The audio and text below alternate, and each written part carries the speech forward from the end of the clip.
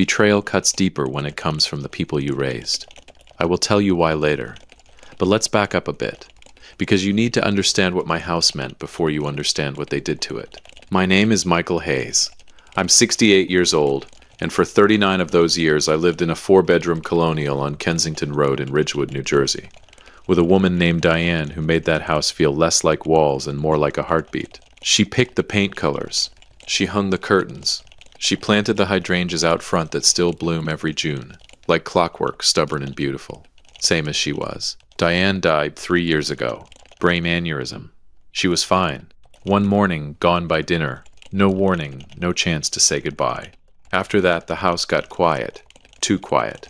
The kind of quiet where you catch yourself talking to an empty kitchen just to hear a voice, even if it's your own. So when my son Robert called me on a Tuesday night, voice tight, and said, "Dad, can Nicole and I come talk to you about something?"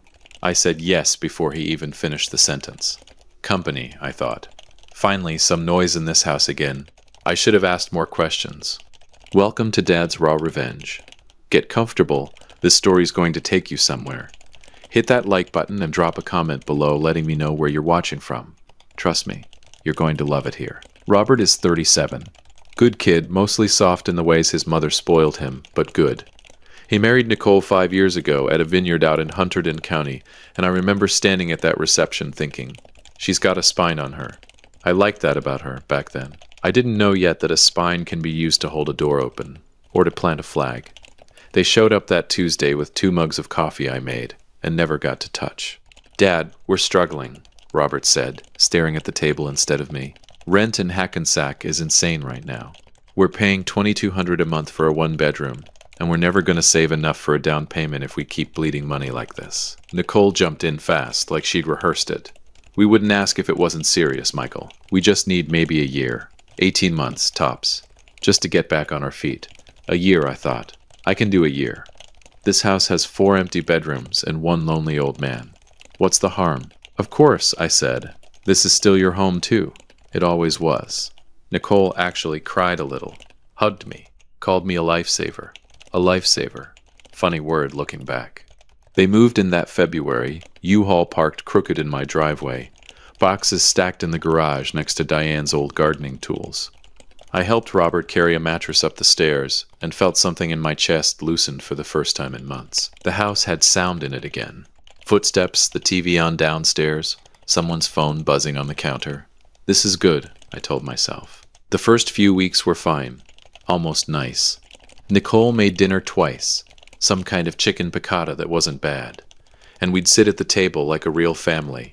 Robert would tell me about his job at the insurance firm in Paramus. I'd tell him stories about Diane, about the house, about the hydrangeas she planted the summer we moved in. Then, slowly, and I mean so slowly I almost didn't notice it happening, the house stopped being mine. It started small. On a Tuesday in March, I came downstairs and Diane's ceramic angels, the ones she collected for 20 years, the ones that sat on the mantel since before Robert could walk, were gone. "Nicole, honey, where are the angels?" She didn't even look up from her phone. "Oh, I put those in a box in the attic. They were kind of cluttering up the space and I wanted to try something more minimalist down here. Hope that's okay." It was already done. Cluttering up the space. That space had my late wife's fingerprints on every surface. I didn't fight it. I told myself, pick your battles, Michael. It's just decorations. But it wasn't just decorations. By April, Nicole had reorganized my kitchen. My pots on the bottom shelf where I couldn't reach without bending my bad hip. Her air fryer and 3 different blenders taking over the counter space Diane used to roll out dough on. She critiqued how I cooked pasta. "Michael, you're not supposed to salt the water that much." Like she was raised in Naples and not in Wayne, New Jersey. She started commenting on when I came home. "You were gone a long time today," she'd say, arms crossed, like I was a teenager missing curfew in my own house. I'd try to say something, just a little pushback. "Nicole, I appreciate you wanting to help around here, but I've been cooking my own meals for 40 years. And before I could even finish, Robert would cut in from the couch. "Come on, Dad. She's just trying to help. She's stressed about the future.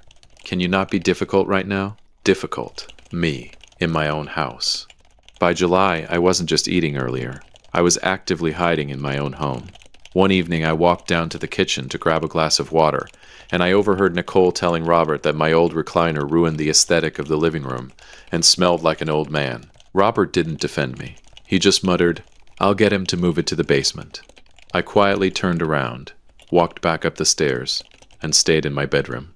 I started spending my evenings at Ferraro's on Ridgewood Avenue, eating chicken parm alone, just to remember what it felt like to be treated like a paying customer, instead of an inconvenient ghost in a house I paid off in 2009.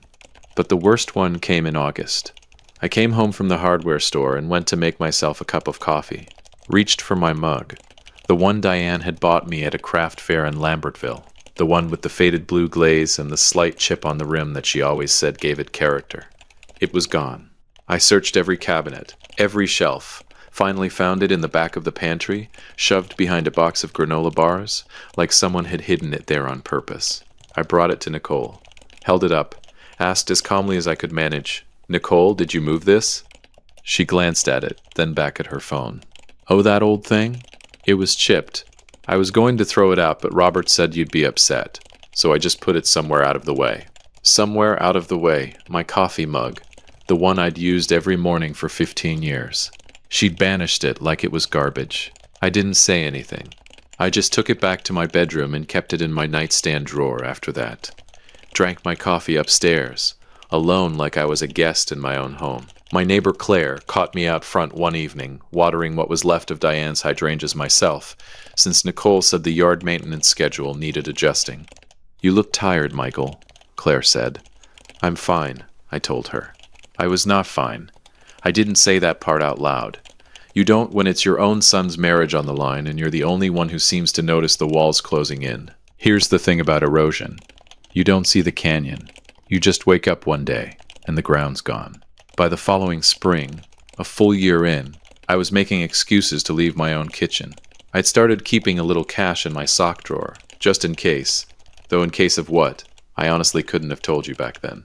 Then came the week before Easter.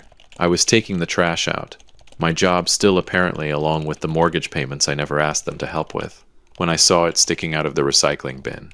Glossy, colorful. A cruise brochure. Royal Caribbean. 7 nights Eastern Caribbean balcony suite. Booked. Paid. Confirmed. Underneath it, receipts.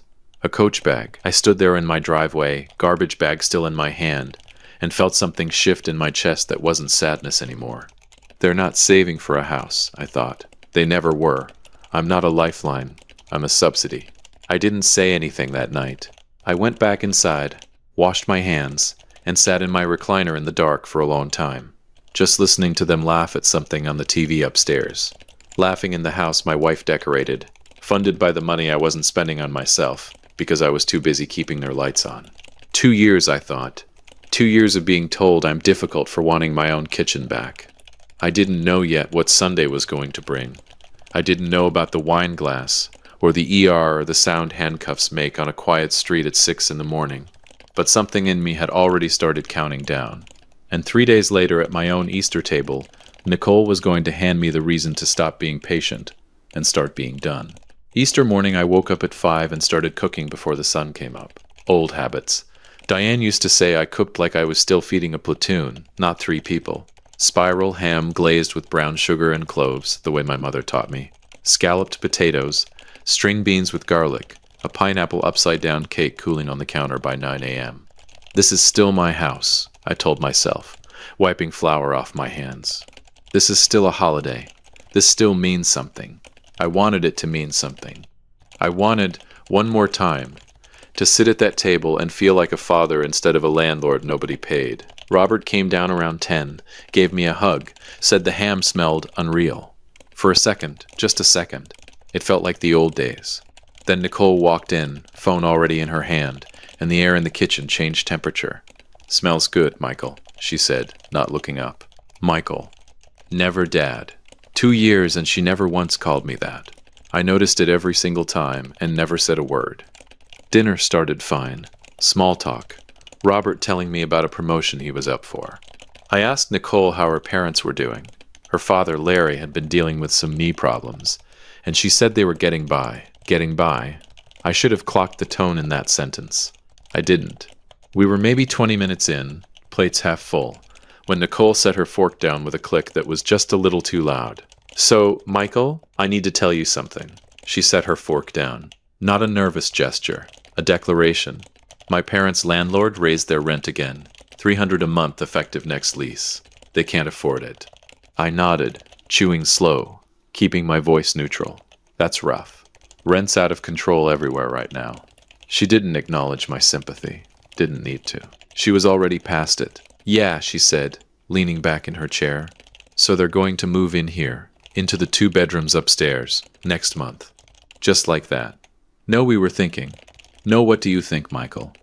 Just a statement of fact, delivered like she was telling me the mail had come. I put my fork down, looked at her, waited for the punchline. There wasn't one. "I'm sorry. What?" "My parents," she repeated, slower like I was the one being unreasonable. "They're moving in. You've got 2 empty rooms just sitting there doing nothing." Doing nothing. Like the guest room wasn't the room Diane used to wrap Christmas presents in every December. Like empty didn't mean anything to her. "Nicole," I said, keeping my voice level, "I love you both, and I'm glad to have helped you 2 get on your feet. But this house isn't a boarding house. I can't take on 2 more people. I'm 68 years old. I didn't sign up to run a shelter." The table went dead silent. Robert's fork stopped halfway to his mouth. "Dad," he said carefully, "come on, don't be like that." "Be like what, Robert? Honest." "You're being dramatic," Nicole snapped. And just like that, her voice went from 0 to 100. "You have 2 rooms sitting empty. 2, while my parents are about to be out on the street, and you're worried about your, what, your peace and quiet?" "Yes," I said, and I meant it. My peace and quiet, in my own house, that I paid for, that I've apparently been renting out for free for 2 years while you funded cruises and coach bags I found in the trash last week. I hadn't planned to say that part, but it was out, and I watched Nicole's face go white, then red, in about a second and a half. "Excuse me," she said. "You heard me. You went through my trash. It's my trash can," I said, "in my driveway, outside my house." Robert's head was on a swivel between us, panic creeping into his face. Okay, can everyone just... Let's not do this on Easter." "Your mother," Nicole hissed, standing up now, chair scraping hard against the floor, "isn't even here anymore, Michael. This isn't her house. It's not a shrine. Maybe it's time you stopped acting like it is and let some living people use the space." She said it so easily, like Diane was just a line item to be crossed. Off something in my chest went cold and very, very still. "Get out," I said quietly. "Both of you need to hear me clearly. Her parents are not moving into this house.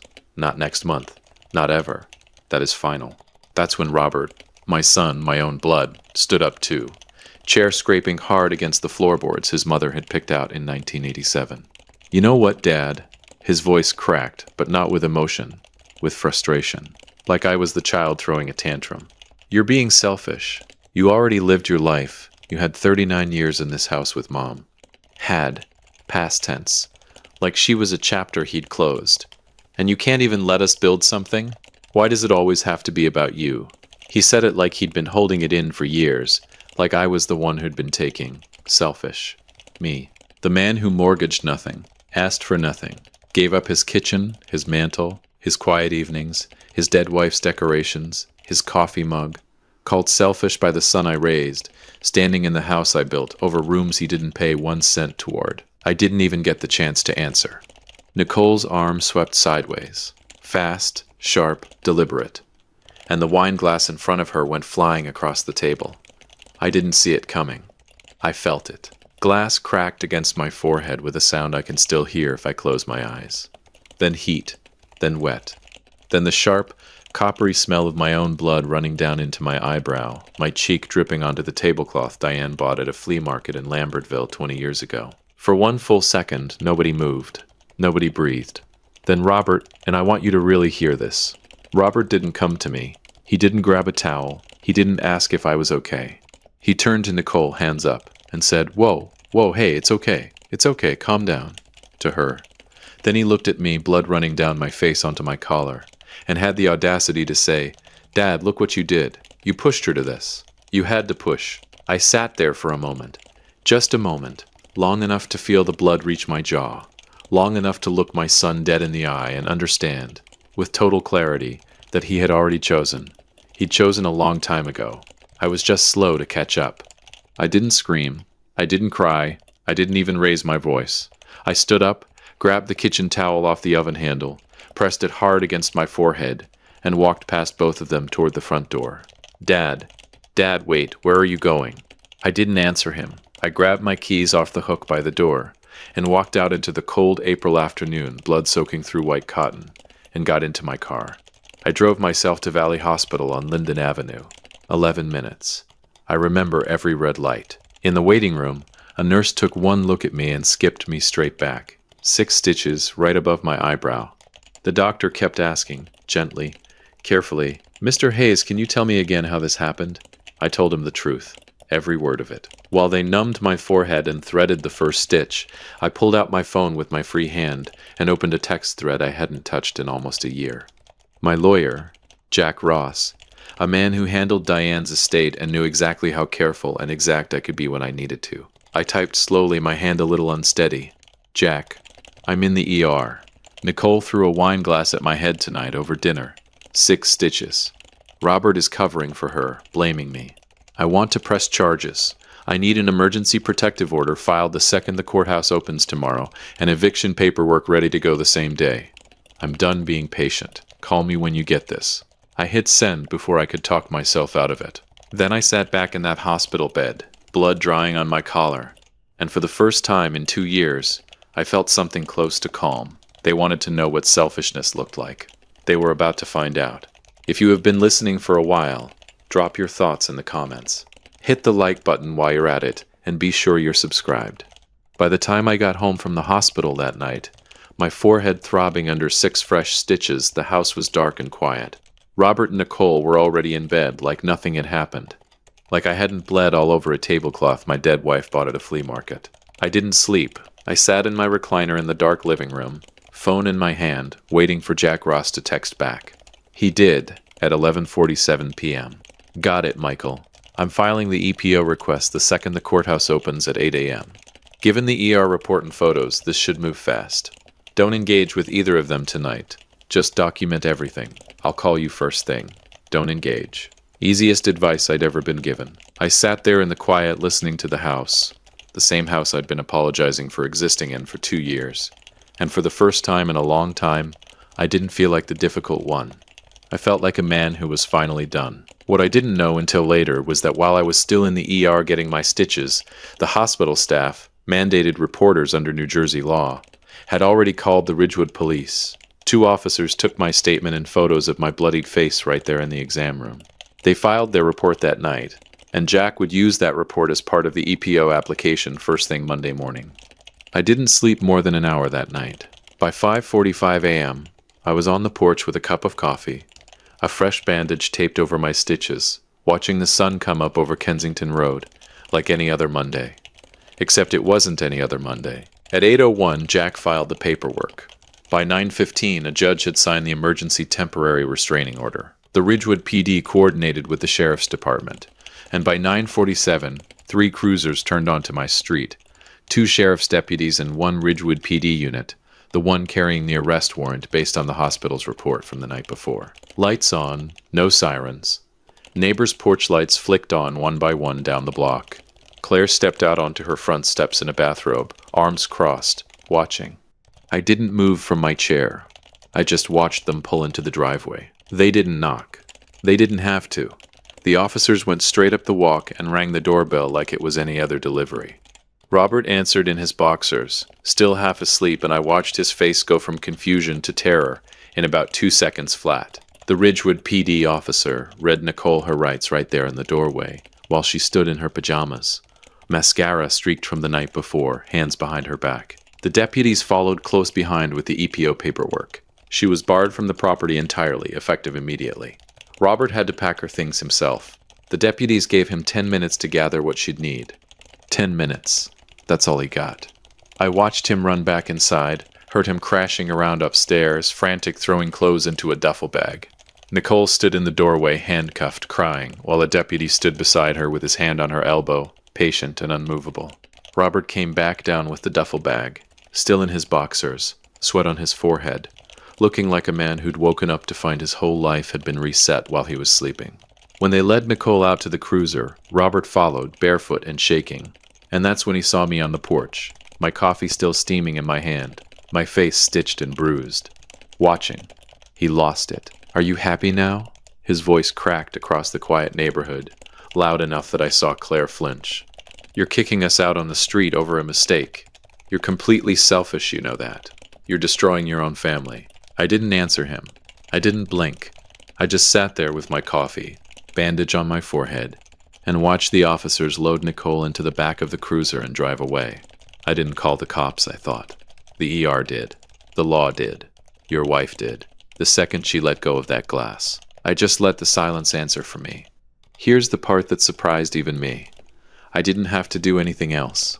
The machine I'd set in motion just kept turning on its own. Jack called Tuesday morning to walk me through it. Turns out ER staff in New Jersey are mandated reporters. Any injury consistent with domestic violence gets flagged automatically, no matter what the victim says or doesn't say. Combine that with the emergency protective order Jack filed at 8:01 a.m. sharp, and the county didn't need me to press hard on anything. The system pressed for me. Nicole was released on bail Monday afternoon, but because of the restraining order, she couldn't step a foot back onto Kensington Road. Robert, acting out of pure spite and blind loyalty to her, rented a U-Haul by Wednesday night to empty out their bedroom. But he tried to leave all their heavy furniture and the mountain of boxes hoarding up my garage, texting me, "We'll come get the rest when we have a bigger place. Don't touch our stuff." I didn't play that game.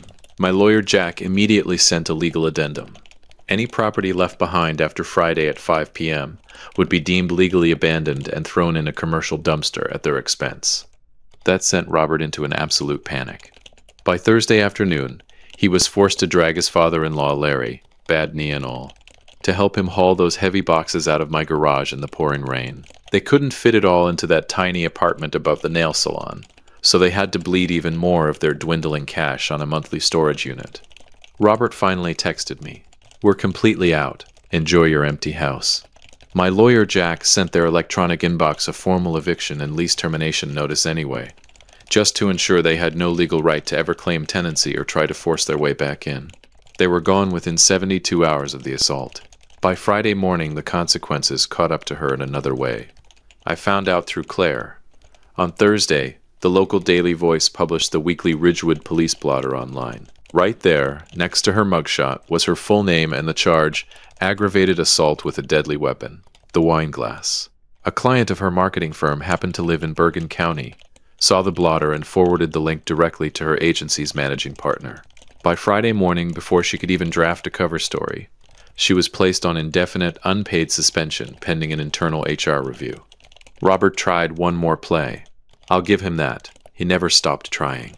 Sunday, a week after Easter, my phone started buzzing nonstop.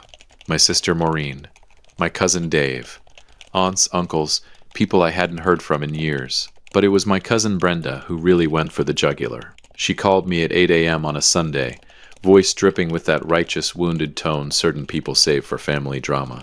"Michael, I heard what happened. Robert is devastated. He says you won't even let them explain. He's your son, Michael. How can you do this to family? Diane would be rolling in her grave." She said my dead wife's name like a weapon, like she knew where to cut. I let her finish, let her say it all. Then I said calmly, "Brenda, I'm going to send you something. Read it. Then call me back if you still feel the same way." I hung up, made a group chat, added every single relative who'd reached out. I didn't argue. I didn't plead my case. I sent 4 things, no commentary. The photo the ER nurse took of my forehead before they stitched it. Blood still fresh, running down into my eyebrow, onto my cheek. My face pale, my eyes empty. The discharge report, 6 stitches, blunt force laceration consistent with thrown object. A copy of the police statement, Nicole's charge listed in black and white. And beneath all of it, one single sentence. Robert stood over me while I bled into his mother's tablecloth and told me I drove his wife to do this. If any of you think this is a family misunderstanding, you are welcome to open your own homes to them. Do not contact me again. I put my phone on silent and went outside to trim the hydrangeas. My cousin Brenda called back 6 hours later. I didn't answer. She left a voicemail, voice small, nothing like the woman who'd called me that morning. Michael, I didn't know. I'm so sorry, I didn't know. I deleted the voicemail without saving it. By that evening, the group chat had gone completely quiet. Not one person defended Robert. Not one. Turns out blood in a photo says more than any story he can spin. The weeks that followed were almost boring, in the best possible way. Robert and Nicole found a one-bedroom apartment above a nail salon on Route 17. The kind of place with a window unit AC and a parking lot that floods when it rains. I know because Claire's daughter drove past it once and told her mother, who told me, not unkindly. Here's the part that almost made me laugh out loud when I heard it. Nicole's parents, Larry and his wife, still needed somewhere to live. Their landlord still raised the rent. Nothing about their situation changed. So they moved in with Robert and Nicole, into that one-bedroom apartment, above a nail salon, on Route 17, 4 adults, 1 bathroom. No down payment fund left because most of it went to legal fees, court costs, and Nicole's suspended paycheck. She got her wish. Her parents were finally under the same roof as her. Just not the roof she wanted. I was driving back from the hardware store on Route 17, about 3 weeks after they moved out, and I saw him, Robert, hauling a garbage bag out to the curb of that nail salon apartment. Gray tank top, shoulders slumped, looking thinner than I remembered. Nicole's parents were sitting on the stoop, 2 plastic lawn chairs wedged between the front door and a fire hydrant. Her mother had a cigarette in her hand, looking out at the parking lot like she was waiting for a better life to pull in. I didn't slow down. I didn't honk. I just kept driving. That was the last time I saw my son. I thought I'd feel something. Sadness, maybe. Guilt. But all I felt was the quiet hum of the engine and the knowledge that I'd given him everything, and he'd traded it for a woman who threw glass at his father's head. Some debts can't be paid back. Some doors don't open twice. 6 weeks after Easter, I sat on my back porch on a warm May evening with a beer, listening to nothing but wind in the trees and the low hum of the neighbor's sprinkler system. I'd put Diane's ceramic angels back on the mantel the week before, cleared a shelf in the kitchen for her old rolling pin. The house felt like hers again, like mine again. My phone buzzed on the table beside me. Robert. Dad, we're drowning. Rent's due Friday and we're short. Court fees ate everything we had left. Nicole's mom is sick and there's literally no space here for anyone to breathe. Please, you have those empty bedrooms. Just let us come home. I'm sorry. Please. I read it twice. Then I looked out at the yard, at the hydrangeas just starting to bud, and I thought about a Tuesday 2 years ago when I said yes before he even finished his sentence. I thought about the word he used at that table. Selfish. I typed back slowly, no anger in it, just truth. You were right, son. I am being selfish, and I've never understood the value of that word more clearly in my life. Good luck. I hit send. Then I blocked the number. I sat there another 20 minutes, finishing my beer, listening to the birds settle into the trees for the night. No footsteps upstairs that weren't mine. No air fryer humming on the counter. No one telling me I salt my pasta water wrong. Just quiet. My quiet. For the first time in 2 years, that word didn't feel like something I had to apologize for. It felt like something I'd earned. If you enjoyed this story, hit that like button, subscribe, and drop a comment below. Let me know where you're watching from. I will see you on the next one.